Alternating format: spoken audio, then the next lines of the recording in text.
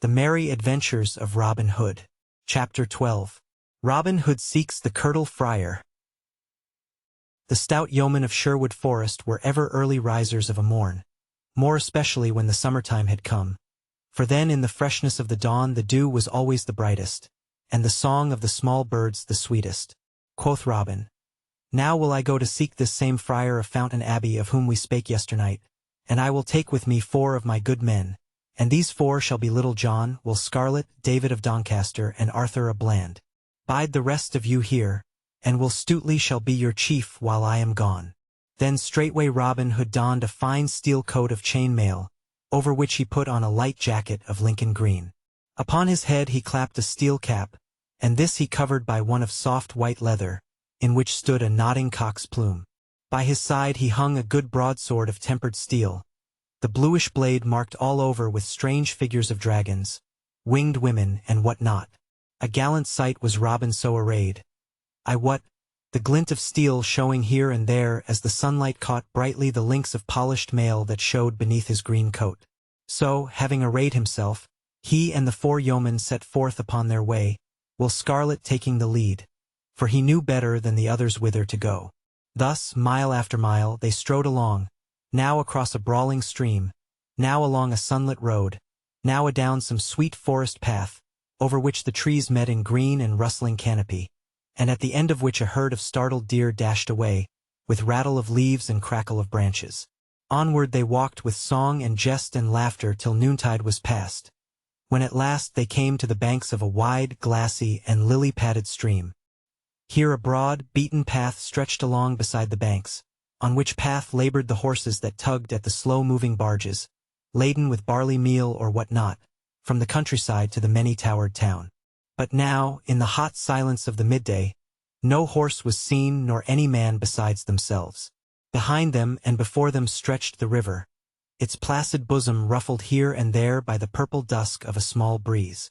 "Now, good uncle," quoth Will Scarlet at last, when they had walked for a long time beside this sweet, bright river, "just beyond yon bend ahead of us is a shallow ford which in no place is deeper than thy mid-thigh, and upon the other side of the stream is a certain little hermitage hidden amidst the bosky tangle of the thickets wherein dwelleth the Friar of Fountain Dale. Thither will I lead thee, for I know the way, albeit it is not over hard to find." "Nay," quoth jolly Robin, stopping suddenly, "had I thought that I should have had to wade water, even were it so crystal a stream as this, I had donned other clothes than I have upon me. But no matter now, for after all a wetting will not wash the skin away, and what must be, must. But bide ye here, lads, for I would enjoy this merry adventure alone. Nevertheless, listen well, and if ye hear me sound upon my bugle horn, come quickly." So saying, he turned and left them, striding onward alone. Robin had walked no farther than where the bend of the road hid his good men from his view, when he stopped suddenly, for he thought that he heard voices. He stood still and listened, and presently heard words passed back and forth betwixt what seemed to be 2 men, and yet the 2 voices were wondrously alike. The sound came from over behind the bank, that here was steep and high, dropping from the edge of the road a half a score of feet to the sedgy verge of the river. "'Tis strange," muttered Robin to himself after a space, when the voices had ceased their talking. "Surely there be 2 people that spoke the one to the other, and yet methinks their voices are mightily alike. I make my vow that never have I heard the like in all my life before. Truly, if this twain are to be judged by their voices, no 2 peas were ever more alike. I will look into this matter." So saying, he came softly to the river bank and laying him down upon the grass, peered over the edge and down below. All was cool and shady beneath the bank. A stout osier grew, not straight upward, but leaning across the water, shadowing the spot with its soft foliage. All around grew a mass of feathery ferns such as hide and nestle in cool places, and up to Robin's nostrils came the tender odor of the wild thyme, that loves the moist verges of running streams. Here, with his broad back against the rugged trunk of the willow tree, and half hidden by the soft ferns around him, sat a stout, brawny fellow, but no other man was there. His head was as round as a ball, and covered with a mat of close-clipped, curly black hair that grew low down on his forehead. But his crown was shorn as smooth as the palm of one's hand, which, together with his loose robe, cowl, and string of beads, showed that which his looks never would have done, that he was a friar. His cheeks were as red and shining as a winter crab, albeit they were nearly covered over with a close curly black beard, as were his chin and upper lip likewise. His neck was thick like that of a north country bull, and his round head closely set upon shoulders e'en a match for those of Little John himself. Beneath his bushy black brows danced a pair of little grey eyes that could not stand still for very drollery of humor. No man could look into his face and not feel his heartstrings tickled by the merriment of their look. By his side lay a steel cap, which he had laid off for the sake of the coolness to his crown. His legs were stretched wide apart, and betwixt his knees he held a great pasty compounded of juicy meats of divers kinds made savory with tender young onions, both meat and onions being mingled with a good rich gravy. In his right fist he held a great piece of brown crust at which he munched sturdily, and every now and then he thrust his left hand into the pie and drew it forth full of meat. Anon he would take a mighty pull at a great bottle of Malmsey that lay beside him. "By my faith," quoth Robin to himself, "I do verily believe that this is the merriest feast, the merriest wight, the merriest place, and the merriest sight in all merry England. Methought there was another here, but it must have been this holy man talking to himself." So Robin lay watching the friar, and the friar, all unknowing that he was so overlooked, ate his meal placidly. At last he was done, and having first wiped his greasy hands upon the ferns and wild thyme, and sweeter napkin ne'er had king in all the world, he took up his flask and began talking to himself as though he were another man, and answering himself as though he were somebody else. "Dear lad, thou art the sweetest fellow in all the world. I do love thee as a lover loveth his lass. La, thou dost make me shamed to speak so to me in this solitary place, no one being by, and yet if thou wilt have me say so, I do love thee as thou lovest me. Nay then, wilt thou not take a drink of good Malmsey? After thee, lad, after thee. Nay, I beseech thee, sweeten the draught with thy lips." Here he passed the flask from his right hand to his left. "And thou wilt force it on me so, I must needs do thy bidding. Yet with the more pleasure do I so as I drink thy very great health." Here he took a long, deep draught. "And now, sweet lad, 'tis thy turn next." Here he passed the bottle from his left hand back again to his right. "I take it, sweet chuck, and here's wishing thee as much good as thou wishest me." Saying this, he took another draught, and truly he drank enough for two. All this time merry Robin lay upon the bank and listened, while his stomach so quaked with laughter that he was forced to press his palm across his mouth to keep it from bursting forth. For truly, he would not have spoiled such a goodly jest for the half of Nottinghamshire. Having gotten his breath from his last draught, the friar began talking again in this wise. "Now, sweet lad, canst thou not sing me a song? La, I know not, I am but in an ill voice this day. Pry thee ask me not. Dost thou not hear how I croak like a frog? Nay, nay, thy voice is as sweet as any bullfinch. Come, sing, I pry thee. I would rather hear thee sing than eat a fair feast. Alas, I would fain not sing before one that can pipe so well and hath heard so many goodly songs and ballads. And earthless, and thou wilt have it so, I will do my best. But now methinks that thou and I might sing some fair song together. Dost thou not know a certain dainty little catch called, 'The Loving Youth and the Scornful Maid'? Why, truly, methinks I have heard it ere now. Then dost thou not think that thou couldst take the lass's part if I take the lad's? I know not, but I will try. Begin thou with the lad and I will follow with the lass." Then, singing first with a voice deep and gruff, and anon in one high and squeaking, he blithely trolled the merry catch of "The Loving Youth and the Scornful Maid. It's wilt thou come with me, my love? And it's wilt thou love he mine? For I will give unto thee, my love, gay knots and ribbons so fine. I'll woo thee, love, on my bended knee, and I'll pipe sweet songs to none but thee. Then it's hark, hark, hark, to the winged lark, and it's hark to the cooing dove, and the bright daffodil groweth down by the rill. So come thou and be my love. See now get thee away, young man so fine. Now get thee away, I say, for my true love shall never be thine, and so thou hadst better not stay. Thou art not a fine enough lad for me, so I'll wait till a better young man I see. For it's hark, hark, hark, to the winged lark, and its hark to the cooing dove, and the bright daffodil groweth down by the rill, yet never I'll be thy love. Then straight will I seek for another fair she, for many a maid can be found, and as thou wilt never have aught of me, by thee will I never be bound. For never is a blossom in the field so rare, but others are found that are just as fair. So it's hark, hark, hark, to the joyous lark, and its hark to the cooing dove, and the bright daffodil groweth down by the rill, and I'll seek me another dear love. See, young man, turn not so very quick away another fair lass to find. Methinks I have spoken in haste today, nor have I made up my mind, and if thou only wilt stay with me, I'll love no other, sweet lad, but thee. Here Robin could contain himself no longer, but burst forth into a mighty roar of laughter. Then, the holy friar keeping on with the song, he joined in the chorus, and together they sang, or, as one might say, bellowed. So it's hark, hark, hark, to the joyous lark, and its hark to the cooing dove.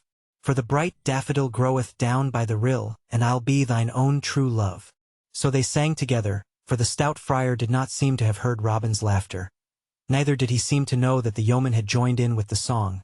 But, with eyes half closed, looking straight before him and wagging his round head from side to side in time to the music, he kept on bravely to the end, he and Robin finishing up with a mighty roar that might have been heard a mile. But no sooner had the last word been sung than the holy man seized his steel cap, clapped it on his head, and springing to his feet, cried in a great voice, "What spy have we here? Come forth, thou limb of evil, and I will carve thee into as fine pudding meat as e'er a wife in Yorkshire cooked of a Sunday." Hereupon he drew from beneath his robes a great broadsword full as stout as was Robin's. "Nay, put up thy pinking iron, friend," quoth Robin, standing up with the tears of laughter still on his cheeks. "Folk who have sung so sweetly together should not fight thereafter." Hereupon he leaped down the bank to where the other stood. "I tell thee, friend," said he, "my throat is as parched with that song as e'er a barley stubble in October. Hast thou haply any momsey left in that stout pottle?" "Truly," said the friar in a glum voice, "thou dost ask thyself freely where thou art not bidden. Yet I trust one am too good a Christian to refuse any man drink that is athirst. Such as there is oat thou art welcome to a drink of the same." And he held the pottle out to Robin. Robin took it without more ado, and putting it to his lips, tilted his head back, while that which was within said, "Glug, glug, glug," for more than 3 winks, I wot. The stout friar watched Robin anxiously the while, and when he was done took the pottle quickly. He shook it, held it betwixt his eyes and the light, looked reproachfully at the yeoman, and straightway placed it at his own lips. When it came away again, there was naught within it. "Dost thou know the country hereabouts, thou good and holy man?" asked Robin, laughing. "Yea, somewhat," answered the other dryly. "And dost thou know of a certain spot called Fountain Abbey?" "Yea, somewhat." "Then perchance thou knowest also of a certain one who goeth by the name of the Curtal Friar of Fountain Abbey?" "Yea, somewhat." "Well then, good fellow, holy father, or whatever thou art," quoth Robin, "I would know whether this same friar is to be found upon this side of the river or the other." "That," quoth the friar, "is a practical question upon which the cunning rules appertaining to logic touch not. I do advise thee to find that out by the aid of thine own 5 senses, sight, feeling, and what not." "I do wish much," quoth Robin, looking thoughtfully at the stout priest, "to cross yon ford and strive to find this same good friar." "Truly," said the other piously, "it is a goodly wish on the part of one so young. Far be it from me to check thee in so holy a quest. Friend, the river is free to all." "Yea, good father," said Robin, "but thou sayest that my clothes are of the finest, and I fain would not get them wet. Methinks thy shoulders are stout and broad. Couldst thou not find it in thy heart to carry me across?" "Now, by the white hand of the Holy Lady of the Fountain," burst forth the friar in a mighty rage, "dost thou, thou poor puny stripling, thou kiss my lady-law popinjay, thou what shall I call thee? Dost thou ask me, the holy tuck, to carry thee? Now I swear—" Here he paused suddenly, then slowly the anger passed from his face, and his little eyes twinkled once more. "But why should I not?" quoth he piously. "Did not the holy Saint Christopher ever carry the stranger across the river? And should I, poor sinner that I am, be ashamed to do likewise? Come with me, stranger, and I will do thy bidding in an humble frame of mind." So saying, he clambered up the bank, closely followed by Robin, and led the way to the shallow pebbly ford, chuckling to himself the while as though he were enjoying some goodly jest within himself. Having come to the ford, he girded up his robes about his loins, tucked his good broadsword beneath his arm, and stooped his back to take Robin upon it. Suddenly he straightened up. "Methinks," quoth he, "thou'lt get thy weapon wet. Let me tuck it beneath mine arm along with mine own." "Nay, good father," said Robin, "I would not burden thee with aught of mine but myself." "Dost thou think," said the friar mildly, "that the good Saint Christopher would ha' sought his own ease so? Nay, give me thy tool as I bid thee, for I would carry it as a penance to my pride." Upon this, without more ado, Robin Hood unbuckled his sword from his side and handed it to the other, who thrust it with his own beneath his arm. Then once more the friar bent his back, and Robin having mounted upon it, he stepped sturdily into the water and so strode onward, splashing in the shoal, and breaking all the smooth surface into ever-widening rings. At last he reached the other side, and Robin leaped lightly from his back. "Many thanks, good father," quoth he. "Thou art indeed a good and holy man. Pry thee give me my sword and let me away, for I am in haste." At this the stout friar looked upon Robin for a long time, his head on one side, and with a most waggish twist to his face. Then he slowly winked his right eye. "Nay, good youth," said he gently, "I doubt not that thou art in haste with thine affairs, yet thou dost think nothing of mine. Thine are of a carnal nature. Mine are of a spiritual nature, a holy work, so to speak. Moreover, mine affairs do lie upon the other side of this stream. I see by thy quest of this same holy recluse that thou art a good young man and most reverent to the cloth. I did get wet coming hither, and am sadly afraid that should I wade the water again I might get certain cricks and pains, the joints that would mar my devotions for many a day to come. I know that since I have so humbly done thy bidding thou wilt carry me back again. Thou sayest how Saint Godric, that holy hermit whose natal day this is, hath placed in my hands 2 swords and in thine never a one. Therefore be persuaded, good youth, and carry me back again." Robin Hood looked up and he looked down, biting his nether lip. Quoth he, "Thou cunning friar, thou hast me fair and fast enow. Let me tell thee that not one of thy cloth hath so hoodwinked me in all my life before. I might have known from thy looks that thou wert no such holy man as thou didst pretend to be."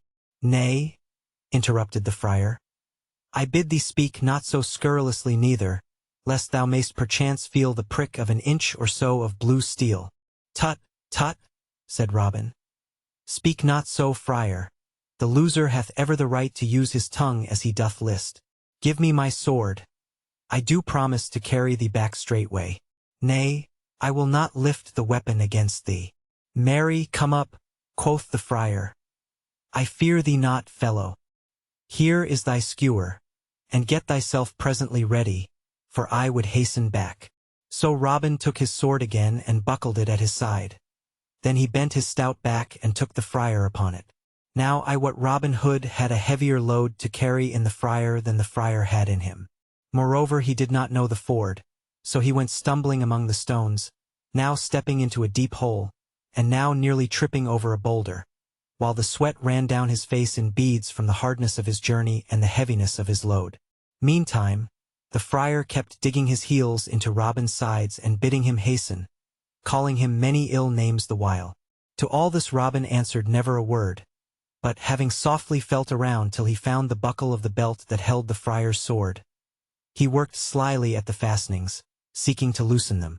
Thus it came about that, by the time he had reached the other bank with his load, the friar's sword belt was loose, albeit he knew it not.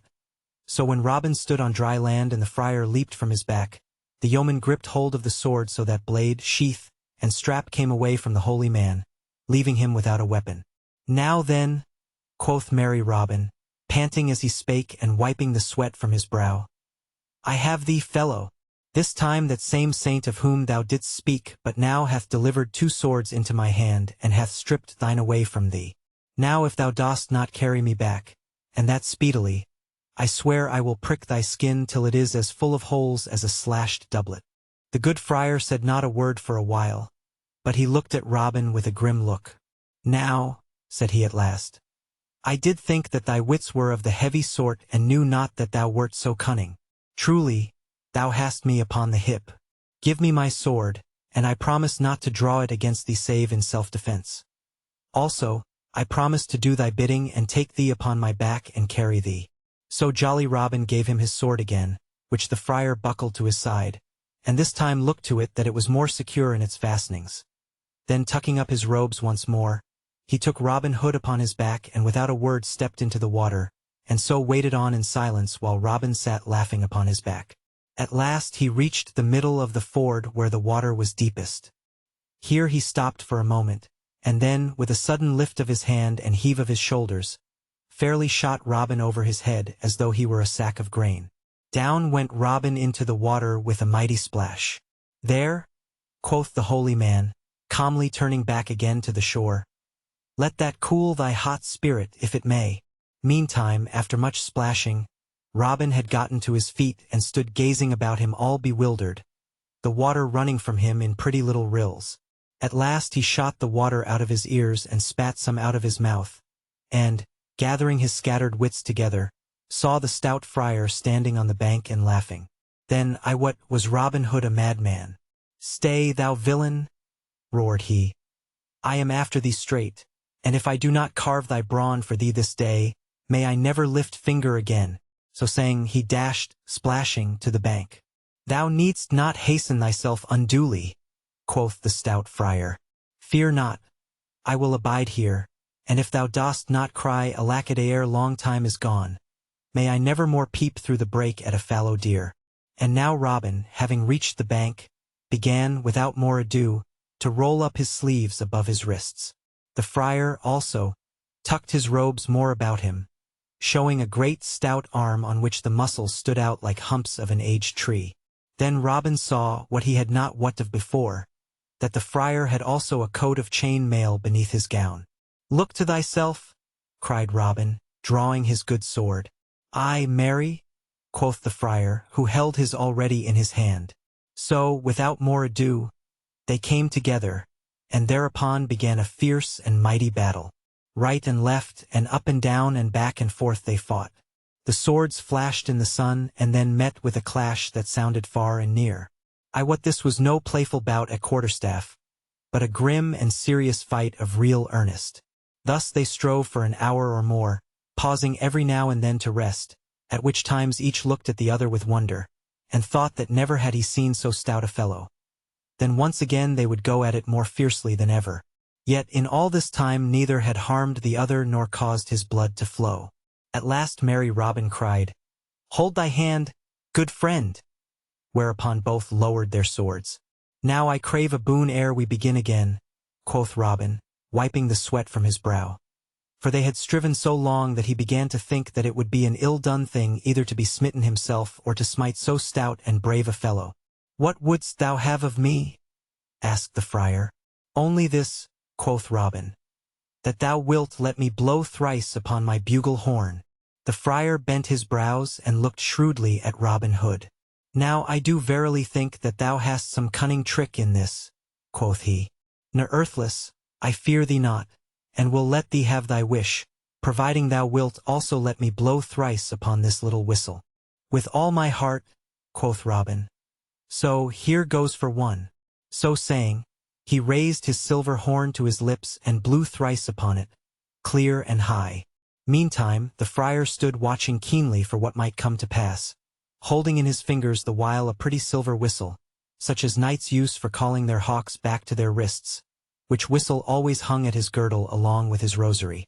Scarcely had the echo of the last note of Robin's bugle come winding back from across the river, when 4 tall men in Lincoln green came running around the bend of the road, each with a bow in his hand and an arrow ready knocked upon the string. Ah, is it thus, thou traitor knave? cried the friar. Then, marry, look to thyself. So saying, He straightway clapped the hawk's whistle to his lips and blew a blast that was both loud and shrill. And now there came a crackling of the bushes that lined the other side of the road, and presently forth from the covert burst four great, shaggy hounds. At sweet lips, at bell throat, at beauty, at fangs, cried the friar, pointing at Robin. And now it was well for that yeoman that a tree stood nigh him beside the road, else had he had an ill chance of it. Ere one could say Gaffer Downthedale the hounds were upon him, and he had only time to drop his sword and leap lightly into the tree, around which the hounds gathered, looking up at him as though he were a cat on the eaves. But the friar quickly called off his dogs.